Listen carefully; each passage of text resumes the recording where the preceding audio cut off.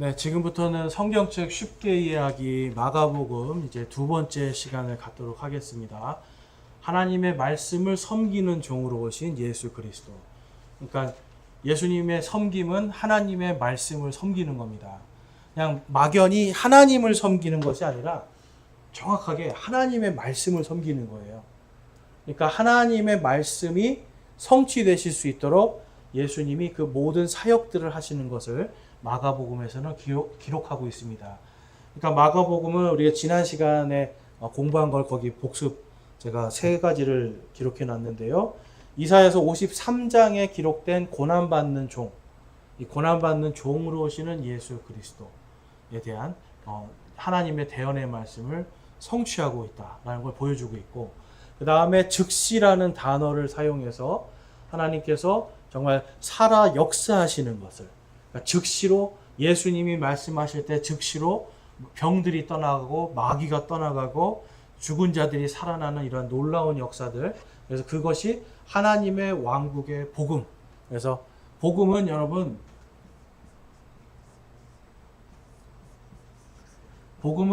권능입니다. 권능. 하나님의 왕국은 말에 있지 아니하고 권능에 있다라고 말씀하시죠. 능력에 있는 건데, 이 복음은 여러분 이 세상에서 가장 강력한 권능이 있습니다. 어떤 권능이 있을까요, 여러분? 이 복음에는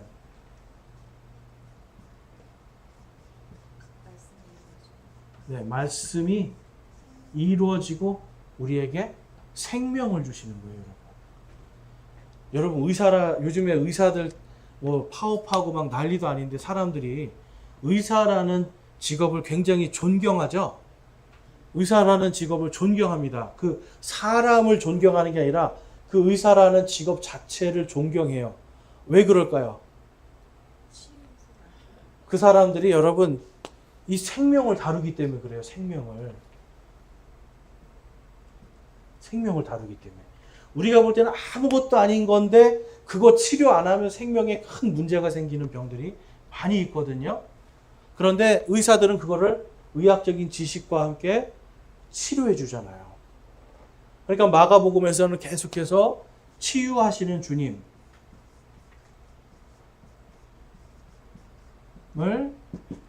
계속 보여주고 주님의 치유 사역을 보여주시면서 권능이, 예수님의 복음의 권능은 단순히 그냥 말에 있는 것이 아니라 그 당시에 종교 지도자들처럼 말만 하는 자들이 아니라 정말 하나님의 말씀을 실질적으로 보여주고 그것이 성취가 되는 권능, 그 다음에 그것으로 생명을 살리는 권능이 있음을 보여주시는 거예요. 그래서 마가복음은 하나님의 말씀을 섬기는 종, 바로 이 예수 그리스도의 사역들, 이것을 주시고 그것의 시작을 기록하고 그 다음에 맨 마지막에는 신약 성도, 우리 신약 교회의 성도들이 또한 하나님의 말씀을 섬기는 종으로 살아가야 된다라는 것을 마가복음은 기록하고 있습니다. 그러니까 저와 여러분도 하나님의 종인데요. 무엇을 섬기는 겁니까? 그러면 하나님의 말씀이에요.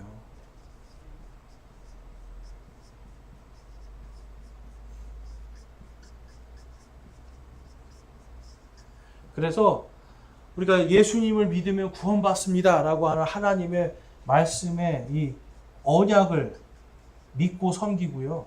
그 다음에 그 말씀으로 생명을 살리죠. 하나님께서 생명을 살리는 통치하시는 그 왕국의 복음을 전하고 그 다음에 맨 마지막으로 그것이 반드시 이루어지는 경륜으로 성취하신. 여러분, 이 경륜이 없으면 하나님께서 이 은혜의 경륜을 그냥 말하셨어요. 그리고 뭔가 기적이 일어나는 것 같아요. 근데 마지막에 가서 구원을 못 받아요. 그럼 여러분 아무 소용 없는 거예요.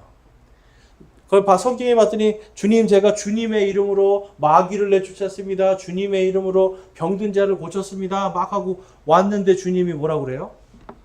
내가 너희를 결코 알지 못하느니라 그래요.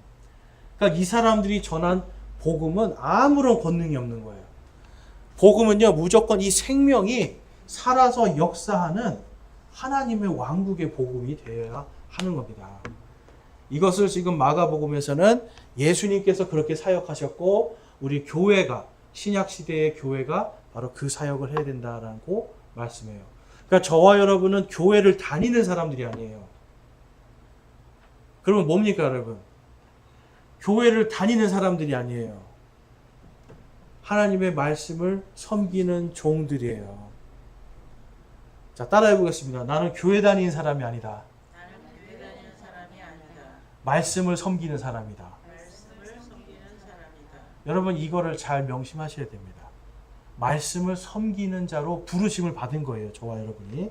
그러니까 저와 여러분이 말씀을 잘 섬기기 위해서 부름받은 사람들이다라는 걸 기억하시고, 그래서 다음에 이제 오늘은 마가복음의 이제 구조에 대해서 좀 우리가 살펴보겠는데요. 자, 마가복음의 이 구조는 그냥 복음을 위한 구조입니다. 이 구조 자체가.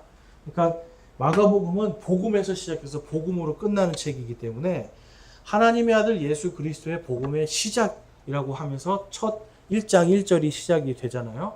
그래서 그분이 누구신지, 그리고 그 누구신지에 대한 증거로서 여러 가지 기적들과 표적들을 보여주시고, 그 다음에 예수 그리스도의 이름을 믿어야 구원받는다라고 하는 것으로 핵심 메시지를 전달하고 있어요. 그러니까 예수님의 말을 들어야 되고요. 예수님의 이름을 믿어야 된다라고 하는 이 구조를 가지고 기록이 되어 있습니다. 자, 우리가 그 밑에 이제 화살표 보시면 메시아 그리스도의 삼중직에 대해서 기록하고 있어요. 자, 그리스도의 세 가지인데요. 따로따로가 아니라 하나의 기름 부음 받은 자로서의 하나의 임명인데 그 안에 세 가지의 다른 직분을 갖고 있다. 그래서 왕과 제사장과 대언자입니다.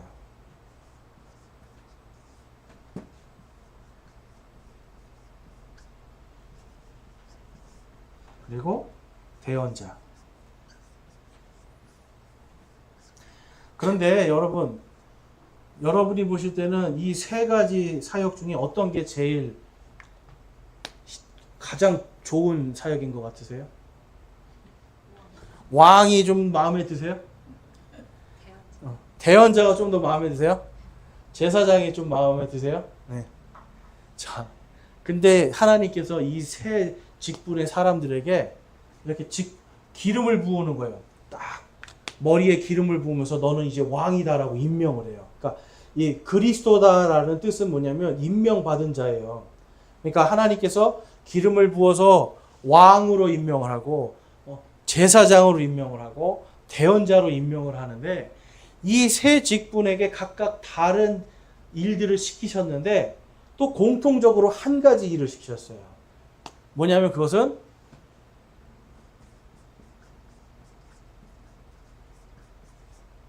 말씀을 섬기라는 거예요. 왕도 한평생 성경책을 다 필사해가지고 옆에 놓고 하나님의 말씀을 섬기는 사람이었고요. 제사장은 어때요? 성경을 보면서 하나님이 이렇게 하라고 했지. 하나님이 이렇게 하라고 했지. 그래서 하나님의 말씀대로 하려고 애를 쓰는 거예요. 이 사람들은. 그래서 자신도 구원받고 이스라엘 백성도 구원시키는 역할을 하는 게 제사장들이고, 대언자는 어떻습니까, 여러분? 자기 말을 하는 겁니까? 하나님의 말을 하는 겁니까? 하나님의 말을 하죠. 이 사람들은 자기 뜻대로 말을 못해요. 하나님이 이렇게 말해라 그러면 자 이제 주가 말하노라 그러면서 막 선포를 한단 말이에요. 근데 주의 이름으로 선포했는데 가짜로 됐어요. 그러면 그는 반드시 죽으리라 하나님이 말씀하셨거든요. 그래서 하나님이 하지 않은 말씀을 했다가는 죽는 게 대언자들이에요. 아까 대언자 마음에 드신다고 했는데 무서운 직분입니다, 여러분. 네. 그러니까 이 하나님의 말씀을 섬기는 것이 그리스도의 직분이에요, 여러분. 그러니까 하나님이 이 세 가지 직분으로 예수님의 앞으로 오셔서 어떤 일을 하실 건가를 다 보여주시는 거예요. 그래서 히브리서 말씀에 가면 지금 하나님께서 하나님의 왕자 오른편에 앉아 계시고 우리의 영원한 대제사장이 되어 있다라고 기록하고 있어요. 히브리서에서. 자, 그래서 히브리서 말씀 한번 보겠습니다. 7장 27절에서 28절인데요. 자, 우리 27절만 한번 읽어볼게요. 시작. 그분께서는 저 대제사장들과 같이 먼저 자기의 죄들로 인하여 날마다 희생물을 드리고 그 다음에 백성의 죄들로 인하여 희생물을 드릴 필요가 없으시니 이는 그분께서 친히 자신을 드리실 때에 이 일을 단 한 번에 행하셨기 때문이라. 자, 아멘. 예수님께서 대제사장의 사역을 지금 하신 건데 뭐냐면, 여러분, 대제사장도 하나님 앞에서는 죄인입니다. 죄인 맞습니까? 그러니까 하나님 앞에 갈 때는 제사장이 먼저 자기가 죽지 않으려고 소를 막 죽이는 거예요.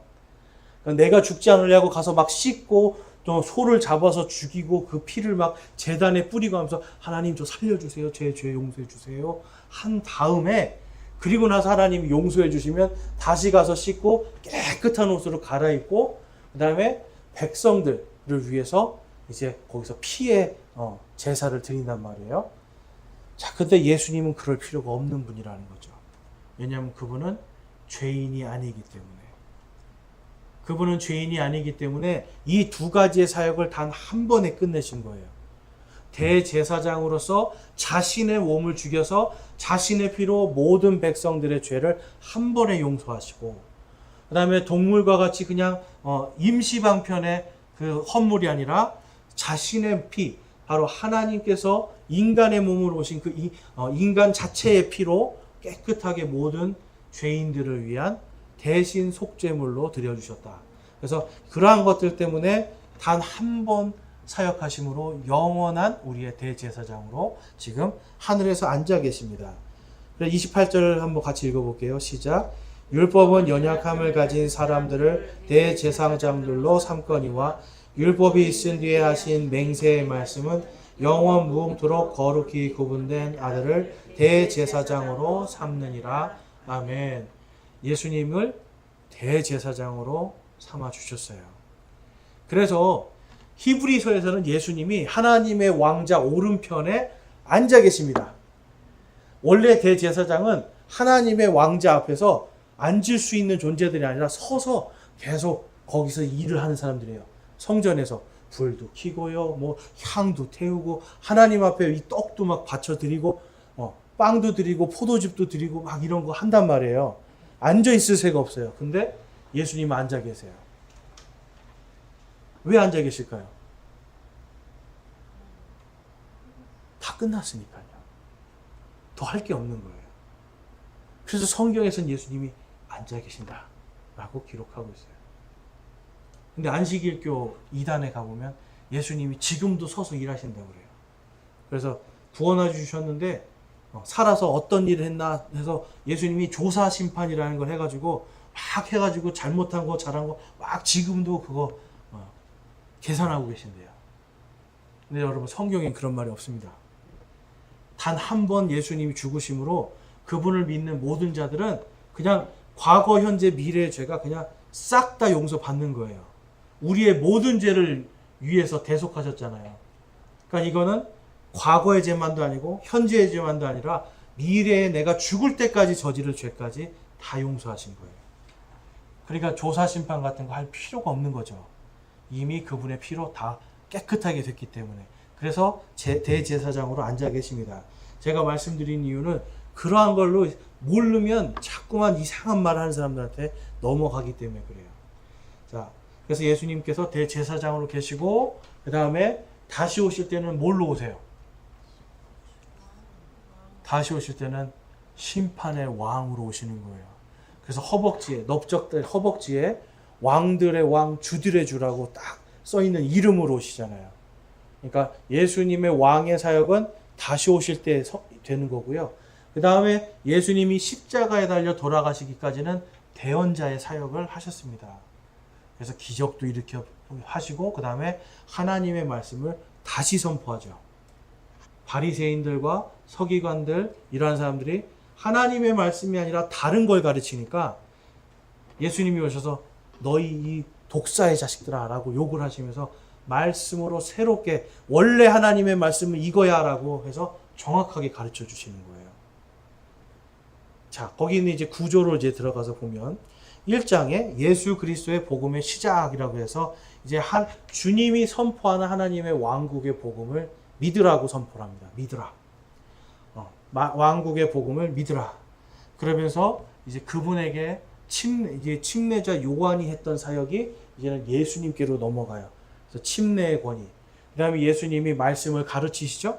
그러면서 말씀의 권위. 그 다음에 예수님께서 마귀를 내쫓으시죠. 심판의 권위를 갖는 분이다. 라고 하는 것을 1장에서 보여줘요. 자, 우리가 늘 제가 말씀드리지만 유대인들의 글쓰기는 항상 먼저 제일 큰 그림을 보여주는 거예요. 복음이라고 하는 큰 하나님의 왕국의 복음을 믿어라 하면서 큰 그림을 보여주고, 그 다음에 2장부터는 점점 더 자세한 거, 그 다음에 더 자세한 걸로 기록해서 가는 거예요. 그러니까 큰 그림을 보여주시고 그것을 점점점 그래서 예수님이 진짜 너희의 메시아다라는 것을 보여주고 있어요. 그래서 이러한 구조 속에서 2장부터는 어떤 말씀들이 이제 기록이 되어 있냐면 2장부터 7장까지는 예수님의 사역에 대한 부분입니다. 사역. 그래서 하나님의 말씀을 섬기는 영원한 대제사장과 메시아의 사역을 보여주는 거예요. 이렇게까지 너희들이 예수님이 계속 하나님이 미리 말씀하신 걸 성취하시거든요. 이렇게 다 보여주는데도 사람들은 예수님의 기적을 원했지 그분의 말씀을 듣질 않았어요. 우리가 생각할 때 참 어리석다 싶은데 우리도 똑같은 사람들일 거예요. 만약에 당시에 그냥 하나님의 말씀을 좀 어설프게 알고 있다라면 예수님의 말씀이 들리지가 않는 거예요. 진리로 들리는 게 아니라 그냥 좋은 말인가 보다. 그리고 기적을 일으키네. 막 기적 따라가지고 막 다니고 그러면서 말씀은 전혀 없고 그냥 기적만 따라다니고 복 받는 것만 따라다니는 그런 세태를 갖게 될 수밖에 없는데, 여러분 오늘날도 그런데 그 당시에 여러분 더 심했다라는 거죠. 그 다음에 8장에서 9장은 예수님의 구원의 권능에 대해서 기록하고 있습니다. 그래서 예수님이 선포하는 복음과 그분의 이름을 믿는 자들은 구원을 얻을 것이다. 이렇게 기록하고 있고, 그 다음에 10장에서 15장은 다시금 이제 예수님의 사역에 대해서 기록하고 있어요.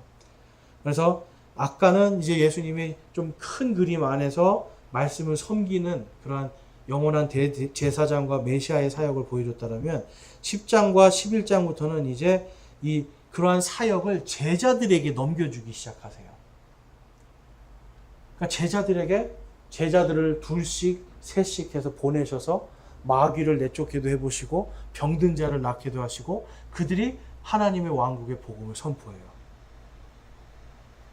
그러니까 여러분 예수님께서 이제는 메시아의 사역을 제자들에게 자기의 권위를 이렇게 딱 위임해 주면서 사역을 하기 시작하시거든요. 그러니까 교회가 탄생하기 전에 미리 이제 이렇게 예수님께서 그러한 것들을 준비시켜 주시는 걸 볼 수 있고, 그 다음에 이제 십자가에서 하나님의 말씀에 순종하여 이제 죽으십니다. 그리고 부활하여서 구원에 대한 언약을 완전하게 성취를 하세요. 죽는 거 십자가로만 끝나는 게 아닙니다, 여러분. 복음은 십자가에서 죽으시고 반드시 다시 부활하셔서 생명의 하나님이신 것을 보여주셔야 되는 거예요.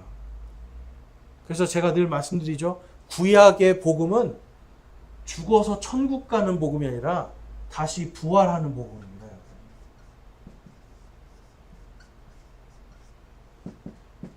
신약보다 구약 성경은 아주 철저해요. 부활이에요. 정말 영원한 생명을 가지고 이 생명으로 하나님의 왕국에 들어가는 게 이들의 소망이었어요, 여러분. 그런데 예수님 당시에 바리새인들과 서기관들과 이런 사람들은, 특별히 사두개인 같은 사람들은 아예 지옥이 어디 있어? 천국이 어디 있어? 그냥 이 땅에서 하나님 잘 믿고 잘 먹고 잘 살고 복 받으면 되지. 이렇게 생각했던 사람들이에요. 바리새인들도 뭔가 열심히 노력해서 믿음이 아니라 뭔가 열심히 율법을 행해서 그냥 내가 간신히 구원 한번 받아볼까? 이런 생각했고, 또 이 사람들은 속으로 생각한 거예요. 나만큼 하지 않는데 너희들이 구원받아? 여러분, 이런 생각이 굉장히 위험하고 교만한 생각이에요. 예수님은 이 모든 것들을 십자가와 부활에서 완전히 종식시켜 버리시는 겁니다. 너희들이 한번 죽고 살아날 수 있겠느냐? 성경 말씀대로 너희 백성을 위해서 누군가가 죽었다가 사흘 만에 살아날 수 있겠느냐? 아무도 못하죠. 여러분, 구원은 오직 우리 하나님과 예수 그리스도만이 주실 수 있는 은혜입니다. 그러니까 율법의 행위를 가지고 오늘날도 보면 율법이나 어떤 교회 생활, 교회 나오는 거, 이걸 가지고 자꾸만 저 사람은 구원받은 것 같아, 이렇게 생각하는 사람도 있고요.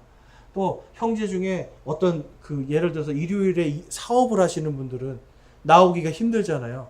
그런 걸 가지고 저 사람 구원 못 받은 것 같아, 이런 식으로 함부로 판단하고 정죄를 하거든요. 여러분, 그러면 안 된다는 거예요. 믿음이 약한 거는 맞는 거예요. 믿음이 약해서 예배를 못 나오거나 예배를 늦게 나오거나 아니면 한 주씩 쉬었다 나오거나 그럴 수 있어요. 아니면 그냥 가정에서 그냥 인터넷으로 드리거나, 그거는 우리가 상관할 일이 아닌 거예요. 구원에 대해서는 그가 예수 그리스도를 온전히 믿는다라면 구원 받았다라고 하는 것을 우리가 인정해주고, 그 다음에는 믿음이 성장할 수 있기를 기도해 주는 것이 우리 성도들이 해야 될 일이에요. 예수님은 바로 그 사람을 위해서 죽으시고 부활하신 거거든요. 그래서 우리가 예수님께서 죽으신 것뿐만 아니라 다시 부활하심을 통해 이 구원의 언약을 완전히 성취하셨다라고 하는 이 사실이 우리 안에서 늘 감사로 있어야 되고, 나는 아무것도 아닌 존재인데 나를 구원해 주셨구나 라고 생각하면서 늘 겸손해야 됩니다. 나는 저 사람보다 좀 낫지라고 하는 순간 뭐가 들어와요? 마음속에? 여러분, 교만이 들어와요. 근데 우리가 받은 이 부활의 생명은 성경 말씀이 성취가 된 거지, 내가 뭘 잘한 게 하나도 없거든요. 그러니까 우리는 늘 겸손해야 되고요. 자, 그래서 예수님의 십자가와 부활 앞에서 우리 성도들은 늘 겸손해야 됩니다. 자, 16장에 가보면 이제 예수 그리스도의 복음을 가지고 세상으로 교회를 보내시는 내용이 나와요. 그래서 주님의 몸된 교회들은 그리스도의 명령들을 섬기는 종이다. 그러니까 하나님의 말씀을 섬기는 종이고, 온 세상의 복음을 선포하는 종들이고, 또한 예수님의 말씀대로 침례를 주고 말씀으로 그들을 가르치고, 또한 악한 것들을 심판할 수 있는 권능을 위임받은 사람들이에요. 그러니까 교회만 다니는 사람들이 돼서는 안 된다는 거죠. 여러분, 마귀를 내쫓으려면 성경에 분명하게 써 있습니다. 악한 걸 내쫓을 때 예수님께서 이러한 것들은 기도와 금식 외에는 할 수 없다라고 말씀하고 있어요. 막 교회 가서 막 열심히 막 소리 지르면서 막 기도한다고 마귀가 나가는 거 아닙니다. 어떤 사람들은 주기도 외워서 마귀 내쫓는다고 하고, 성경을 배고 자야 마귀가 나간다 하고, 여러분, 이런 거 아니에요. 또 제가 진짜 제일 우리나라 정말 이상한 신앙 중에 하나가, 이사 가면 또 맨 먼저 성경책을 가지고 들어가야 된대요. 이사를 해서 딱 이제 집을 이사해서 딱 했는데 맨 먼저 성경책을 가지고 들어가야 된다는 거예요. 이게 뭘까요, 여러분? 옛날에는 맨 처음에 이사 가면 뭐 갖고 들어갔어요? 요강단지 들고 갔잖아요, 여러분. 액막음이거든요, 액막음. 근데 이거를 성경으로만 바꿔서 이게 마치 믿음인 것처럼 그렇게 간단 말이에요, 여러분. 그리고 집에 이사 가면 꼭 목사님을 불러서 거기서 뭔가 기도해야지 집이 복을 받고, 차를 사면 목사님이 가서 차에 안수 기도하라고 하고, 여러분, 이거는 완전히 기독교가 아닌 겁니다. 우리에게 주신 것은 여러분, 말씀을 섬기는 종이 되라는 거예요. 여러분과 제가 말씀을 모르면 그냥 왠지 좋아 보이잖아요. 우리 문화 안에서. 내가 차를 샀는데 목사님이 와서 기도해줘요. 시골에 갔더니 송아지가 태어나도 목사님이 가서 기도해주고, 염소가 태어나도 목사님이 가서 기도해주고. 여러분, 이런 건 없는데 왠지 하면 좋을 것 같잖아요. 근데 여러분, 왠지 하면 좋을 것 같은 거는 성경이 아니면 단호하게 버려야 되는 겁니다. 예수님께서 마지막 우리 교회에게 이 하나님의 말씀을 섬기는 종으로 살아라는 사명을 주신 거예요, 여러분. 침례를 주고 내가 너희들에게 명령한 모든 것들을 가르쳐 지키게 하라고 말씀하셨어요. 그러할 때 너희에게 권능이 나타날 걸 말씀하셨어요. 그러니까 말씀에 없는 것들은 우리가 안 하는 게 맞고, 그러한 것들을 하지 않음을 통해서 더욱더 우리의 믿음이 견고해질 수 있는 겁니다. 마귀가 틈탈 일이 없는 거죠. 자, 마가복음 16장 15절에서 16절 말씀 같이 한번 읽어보겠습니다. 시작. 그분께서 그들에게 이르시되 너희는 온 세상에 가서 모든 창조물에게 복음을 선포하라. 믿고 침례를 받은 자는 구원을 받으려니와 믿지 않는 자는 정죄를 받으리라. 아멘. 온 세상에 나가서 복음을 선포하라고 정확하게 말씀해 주시죠. 복음을, 예수님도 내가 이러한 까닭으로 왔노라 하면서 복음을 마을마다 다니면서 선포하셨잖아요. 우리에게도 우리를 불러주신 까닭은, 이유는 복음을 선포하라는 겁니다. 내가 그래서 복음을 알아야 되는 거예요. 그래서 교회는 여러분 예배를 드리러 오는 것이 아니라 정말 이 복음이 무엇인가를 알기 위해서 오는 것이고, 알더라도 이것을 같이 더욱더 견고하게 세워서 어떤 곳에서도 정말 좌우의 날선 어떤 것보다 더 예리한 말씀의 검으로 하나님의 말씀이 아닌 것들을 우리가 잘라내고 악한 것에 사로잡혀 있는 자들의 그 사슬을 끊어낼 수가 있어야 되는 거예요. 그래서 그 2번을 보시면 예수 그리스도의 이 종들인 교회들이 정말 어떤 교회들인가 우리가 좀 더 자세하게 살펴보기 원하는데요. 성도들은 모두가 그리스도의 기름 부음 받은 종들이다 라고 성경은 말씀합니다. 그래서 여러분 아까 기름 받은 부음 받은 종들은 왕이 있고요. 그 다음에 제사장이 있고요. 그 다음에 대언자예요. 말씀을 선포하니까 당연히 대언자들이죠. 그렇죠? 그 다음에 하나님의 말씀으로 세상과 하나님이 화해할 수 있게 해주는 중재자의 역할을 하니까 제사장이죠. 그 다음에 하나님의 말씀을 가지고 악한 것들에 대해서 단호하게 이것은 악하다, 이것은 죄다라고 말할 수 있는 거죠. 마귀에게도 우리는 당당하게 마귀야 떠나가라 할 수 있는 거죠. 여러분 우리는 왕의 권능도 갖고 있어요. 근데 이 모든 것이, 이 권능이 어디서 옵니까? 하나님의 말씀으로부터 내려오는 거예요. 그래서 이 말씀을 섬길 때 우리에게 주신 왕과 제사장과 대언자의 이 사역을 온전하게 감당할 수 있는 겁니다. 여러분 부끄럽게 감당하고 싶으세요?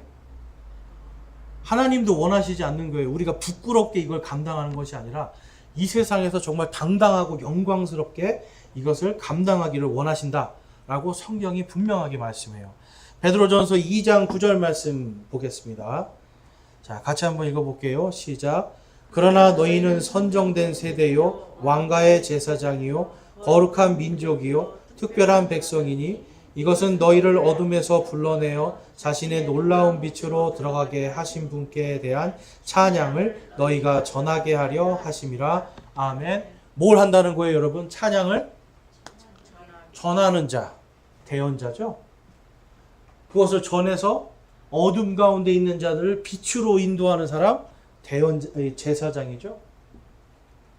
그런데 이 모든 것이 왕가의 제사장, 바로 우리의 왕이신 예수 그리스도, 하나님의 말씀의 권능을 받은 그 우리의 왕의 신분에 대해서 기록하고 있고, 요한계시록 1장 6절 말씀에 가보면 하나님 곧 자신의 아버지를 위해 우리를 왕과 제사장으로 삼으신 분께, 즉 그분께 영광과 통치가 영원 무궁토록 있기를 원하노라. 아멘.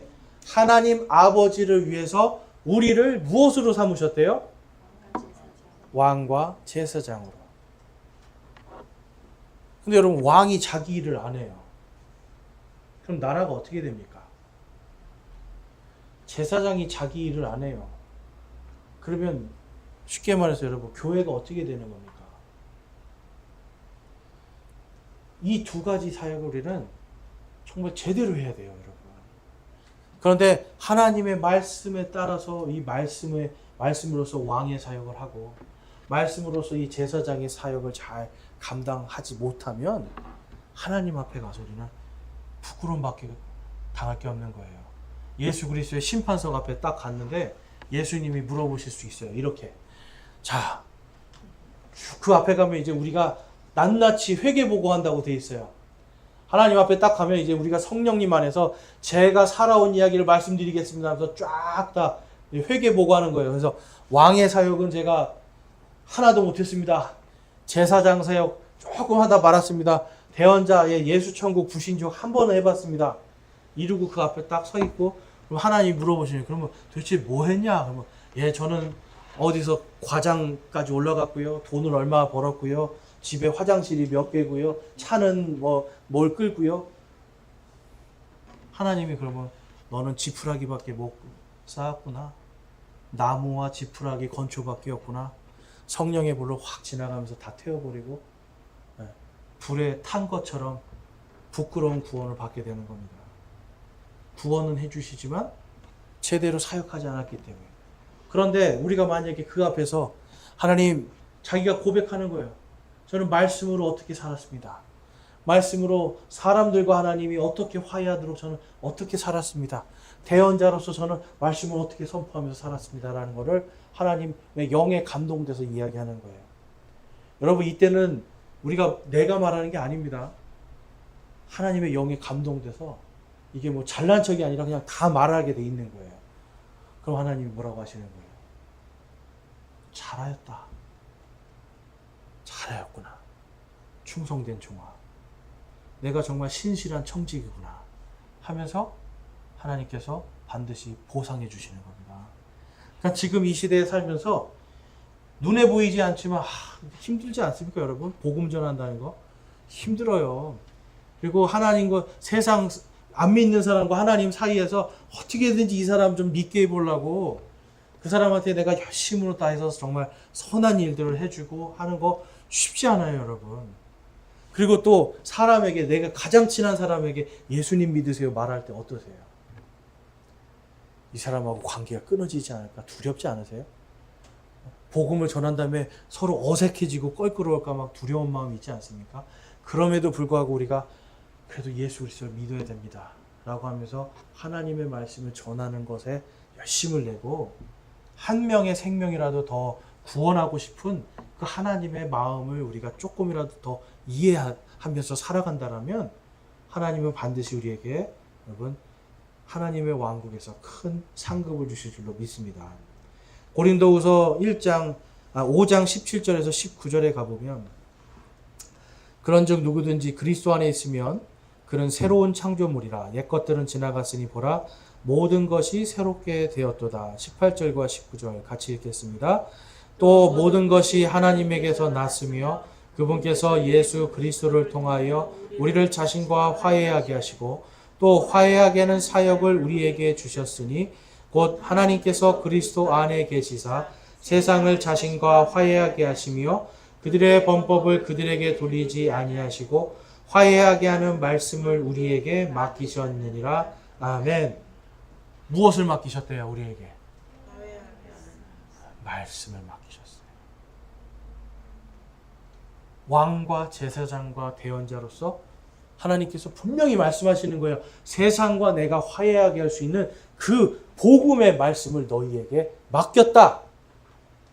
그러면 우리는 교회 다니는 사람입니까? 말씀을 섬기는 사람들입니까? 말씀을 섬기는 사람들이에요. 여러분, 이걸 오늘 꼭 기억하셔야 돼요. 다른 성경 구절 기억 못해도 나는 하나님의 말씀을 섬기는 사람이다. 그것으로 부름 받았다라고 하는 이 사실 꼭 기억하셔야 됩니다. 그 다음에 두 번째는 교회는 온 세상에 복음을 선포하기 위해서 주님의 권능과 영광을 위임받은 사람들이에요. 이 교회 공동체는 주님의 영광과 권능을 위임받았습니다.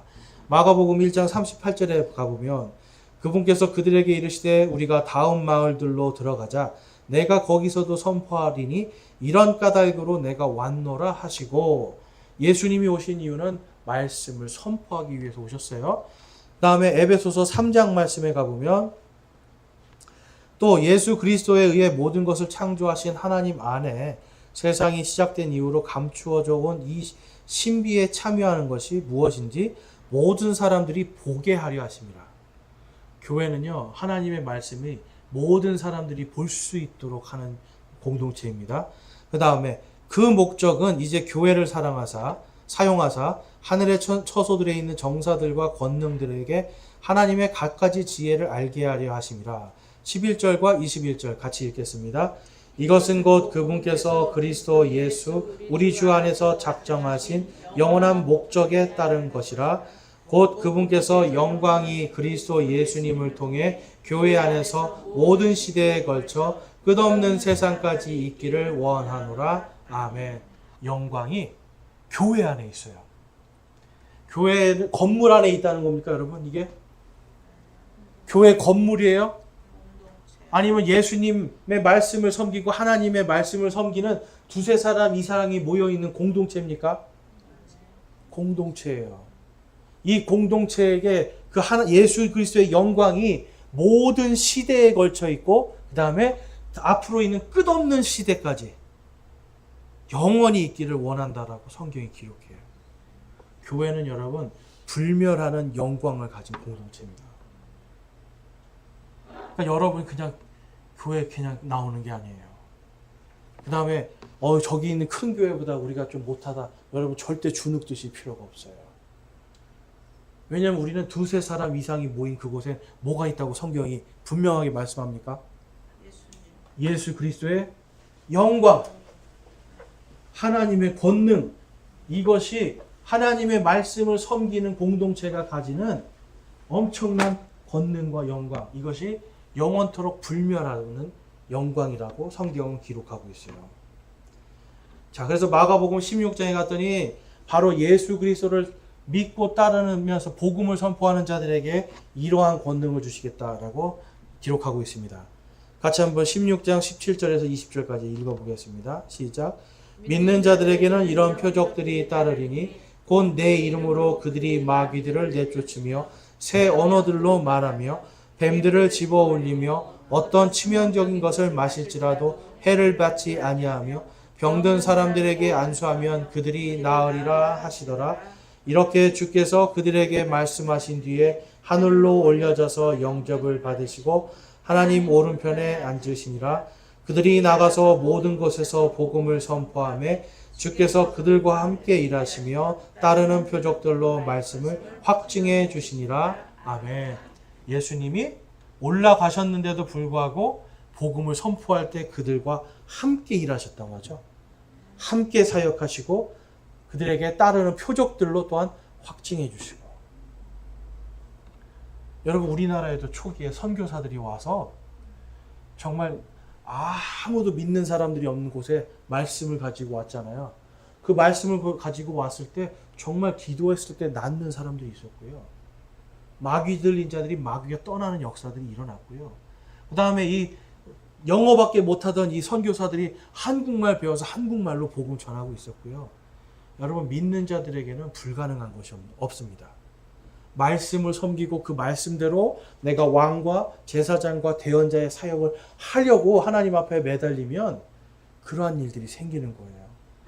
예전에 어떤 선교사님이 하는 간증을 들었는데 네팔 어디 저 산골짜기로 가는데 가다가 너무 목이 말라서 딱 봤더니 물이 있더래요. 그래서 그 물을 몇 시간 만에 이제 갈증이 있었는데 그거를 먹었는데 너무 시원하게 마시고 올라갔는데 사람들이 어떻게 왔냐 그러는 거예요. 그래서 내가 이렇게 해서 왔다. 근데 중간에 너무 목이 말라서 저기 물을 마셨는데 너무 시원하더라 했더니 사람들이 깜짝 놀라는 거죠. 그 물 마시면 안 되는데. 그 물 마시면 안 되는데. 그런데 하나님께서 이 사람이 복음을 위해서 가는 그 발걸음을 지켜주셔서 그러한 기적들이 생기기도 하시는 거예요. 여러분 복음을 향해서 달려가는 사람들에게는 기적이 일어납니다. 오늘날도.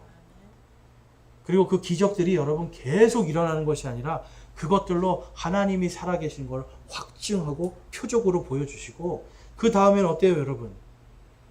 성경 말씀대로 말씀이 완전한 것들이 오면 이렇게 부분적인 것들은 사라지게 되는 거예요.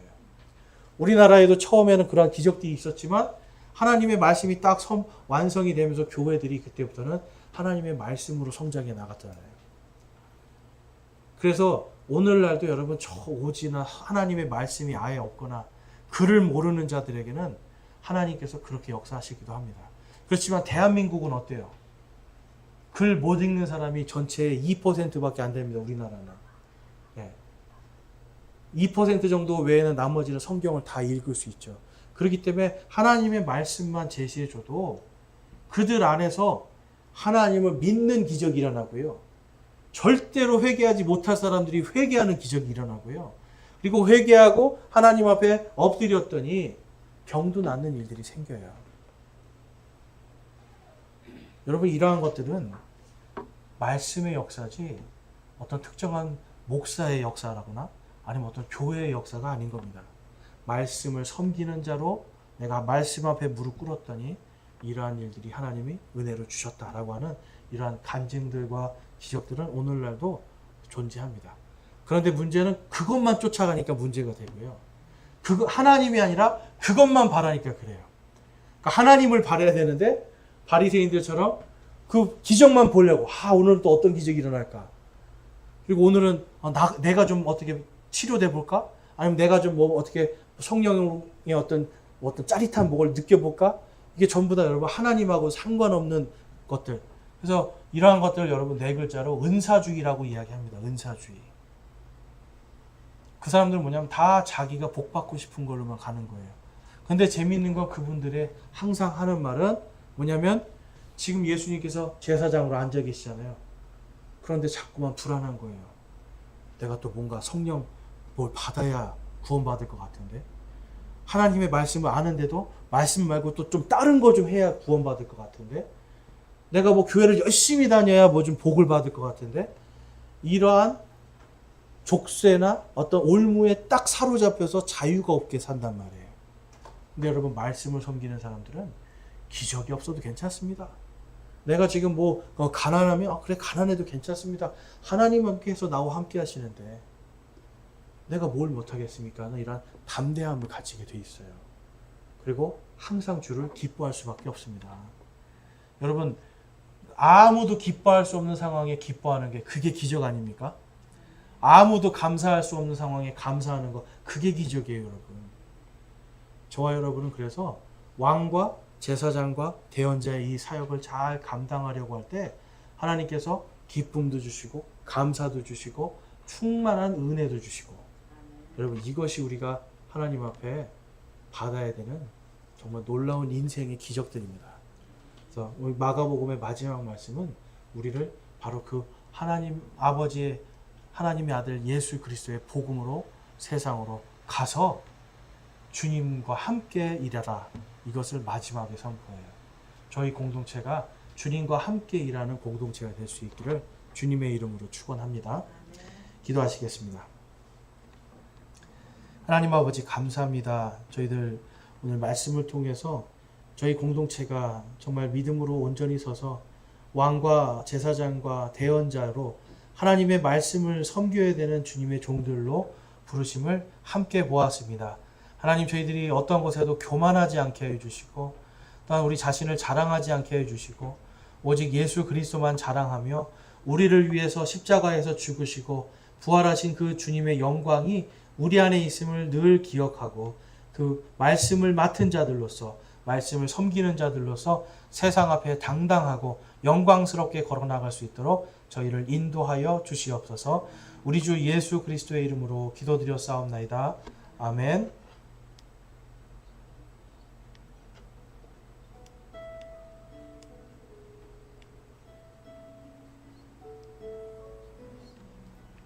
기도하실 분들 편안하게 각자 기도하시고 돌아가시면